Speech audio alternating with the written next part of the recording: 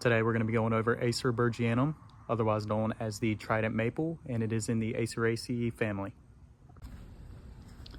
So the Trident Maple is a non-native species originating in China to Korea, but this tree is a ornamental species, so people typically plant these in their yards or, as you can see here, along streets of subdivisions. And these trees can typically grow to 20 to 30 feet. And they have usually an oval crown, but it can be rounded.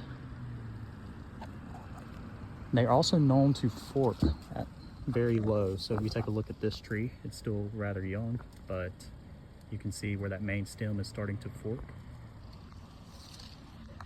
And then these trees thrive in hardiness zones 5 through 9. This is in zone 8 specifically. And they do well in acidic, well-drained soils, and they can tolerate full sun or partial shade. Like all maples, the Trident Maple has palmately shaped leaves. And what gives the Trident Maple its name are these 3 triangular lobes that point downward that make it resemble a mythological trident. So you can see it gives them those sharp edges, kind of like a trident would. Now the leaves on a Trident Maple are simple and they are opposite in arrangement. So I'm going to try to give you a good look at the petioles to see that opposite arrangement on the twig.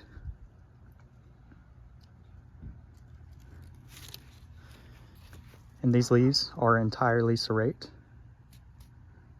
So if you look on the margins, it's not very noticeable, but you can see those serrations along the margin. And the leaf itself is a shiny green on top and a pale green on the bottom. And then in the fall, it changes to these yellow to red colors. So you can see the top of this tree is really red compared to the bottom. So if you take a look at the twigs, they are really slender and flexible. So I can flex this twig a substantial amount and it will not snap.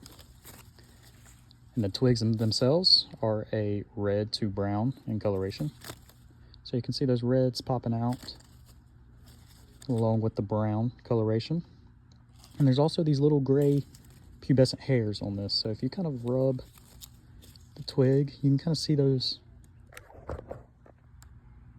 hairs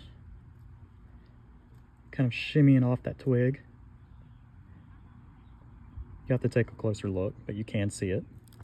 And then the buds are conical in shape, meaning that they have a wide base and they taper to a point.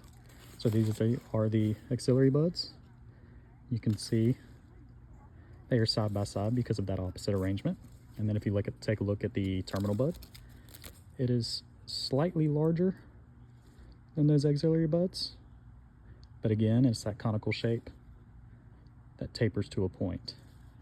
And these buds are red-brown coloration as well. They're going to definitely be more red tint than the twig itself. So you won't see this in juveniles, but as these maples mature, the bark becomes a scaly, almost, the correct term is exfoliating bark. So you can see how it's just peeled back along the main stem, and these gray flakes just come right off. And when you do push back on the flakes, if you look under, you have these reddish brown patches all along the main stem.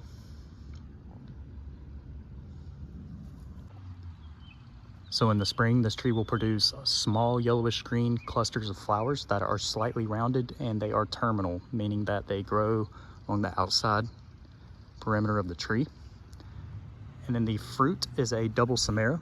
So if you look at this little cluster, you can see that there are 2 samaras per stem. And all a samara is a winged fruit. And those also grow in clusters on the tree where the flowers were. And they're typically 1 inch long. And they mature in October and November. So it is October now, so all these fruits on this tree are mature.